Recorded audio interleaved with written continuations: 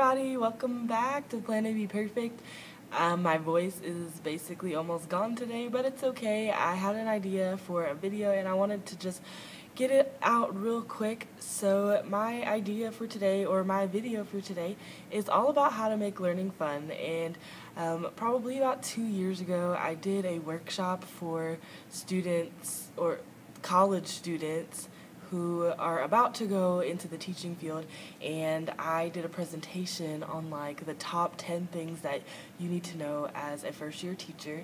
And then we have breakout sessions, and a lot of kids came to my session and asked me, how do I make learning fun? Or I think in particular, one guy just basically didn't believe me that my class is always fun, or that I try to always make my class fun. And I told him, not everything is fun, but there's just a way to just make the atmosphere more fun. And I was trying my best to explain it on the spot, and I guess I really couldn't. I guess I felt that I attacked, maybe, that like I'm lying, that my class can't always be fun. And maybe it's not to everybody, but there are ways that I do try to make it fun, even though the material may not be the most fun. So I decided to make this video because I just thought of some of the things that I do in my class to make the boring topics a little bit more fun, and I thought this would be helpful to all of you that are looking to make your class a little bit more fun. So here we go. So the first way that I try to make learning fun is by using the student desks as dry erase boards. And I bet you may not have even thought about that, but you can. Most of the surfaces of student desks, actually you can write on them with dry erase markers, and they erase perfectly. So what I did was I invested in some dry erase markers. I also asked the school secretary, back when we had some extra supplies she was getting rid of, and I got as many dry erase markers as I could, and I also collected the ones that I bought on my own, and I basically have those in a container, so whenever there's something that I want them to learn or do or work on that might be a little boring, I just pull out the dry erase markers and they write on their desk, and they like it because they feel like they're doing something wrong. Another thing that I do to make learning a little bit more fun, play music. So I tend to try to find music that is appropriate for the classroom. If I know the song already, then I'll just play it, and I'll play it in the background, and I usually do it during times when a lot of deep thinking may not be necessary, like it's just something where they're not trying to come up with ideas, because I know it would distract me if I'm trying to come up with ideas and there's music playing with more words in it. So I do it for things that don't require as much thought process, like you're not coming up with brand new ideas. But I do play music in the background, sometimes just an instrumental to have that in the background, sometimes with words, but just having music, because these kids really like music, like they're really, really into music, so they just like having that. It just makes the atmosphere a little bit more fun.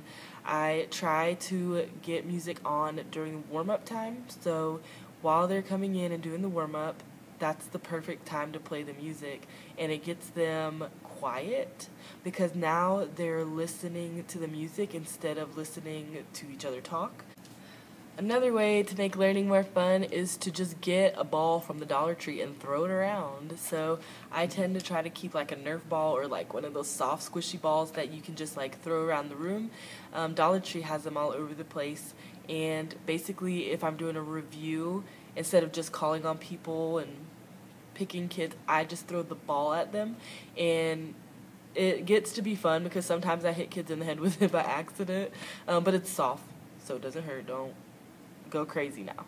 But it's fun, and they get to throw something across the room, and everybody enjoys it. So that's an easy way to make things a little bit more fun, is that when you're questioning students, throw a ball at them, and you will find that the kids that may not answer questions as much will answer or raise their hands because they want to catch the ball and throw it at you. So that's another fun way to review or to pep up your classroom. Another thing that I use is a program called Kahoot, and our school basically was gone crazy over Kahoot.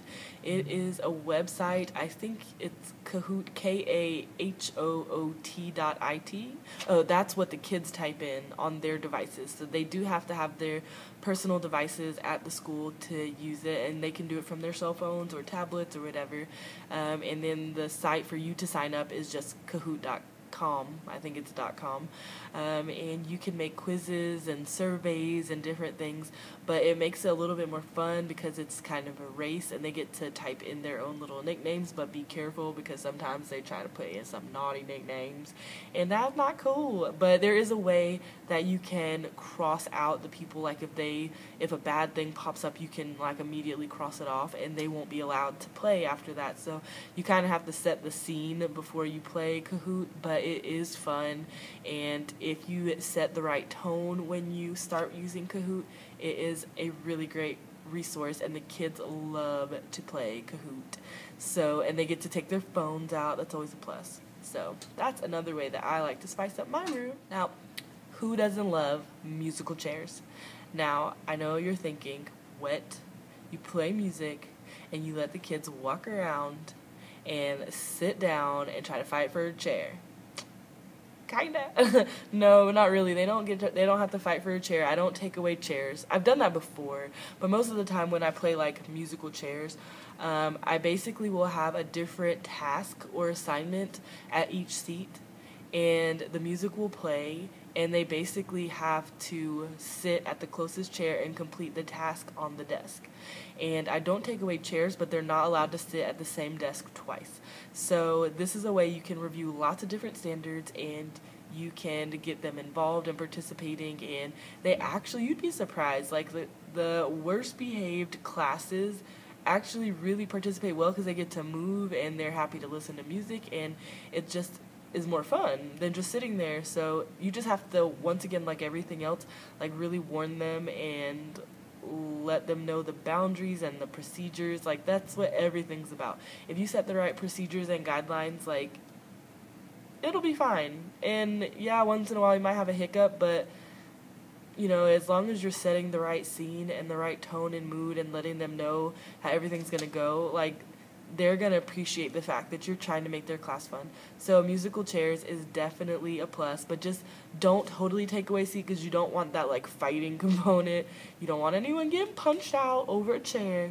So don't do that. But I do put in place, like once you sit at one seat, you can't sit there anymore. And even if you want to have like a worksheet that, you know, once they filled out that section, they don't need that seat anymore. And you can even make it a competition that whoever completes the whole list or worksheet first wins. And then that way they don't want to go back to the same seat. So it works, and it's fun too. So another way that I like to have fun in my classroom is by using whatever I am teaching to make a bingo game. The last topic that I taught, we were learning about literary devices. So as we read a short story, we were reading The Most Dangerous Game, and they had a blank bingo chart, and they had a list of devices that I know were present in the story. And sorry, my voice is horrible, but as they read the story, they would find examples in the story alone as we read together aloud, and they would add examples of each literary device into their bingo charts. So the bingo chart, they would put wherever they wanted on the bingo chart. They would put the name of the device that they saw as we were reading in like a brief quote from the example. And then when we were done reading the book, then we played bingo. So basically, I called out a device, and they would cross off a box that had that device that I mentioned. And at the end, when they thought they had bingo, I would check to make sure that their example matched the device that they said it did. And whoever got the first row of bingo and all of their answers were correct, they won. So they really liked that, especially the prize part. So that's another way that you can do that. You can have whatever you're working on, just turn it into a bingo game. So So those were just some ideas that I use in my classroom to make it a little more fun. I'm really sorry about my voice because it's obviously going away quickly. So thank you for dealing with my voice through this video, and I hope that you get to use some of these tips and tricks to make your classroom just a little bit more fun. And until next time, stay perfect. Bye. Don't forget to follow me on Instagram, Twitter, and Snapchat at Plan to Be Perfect.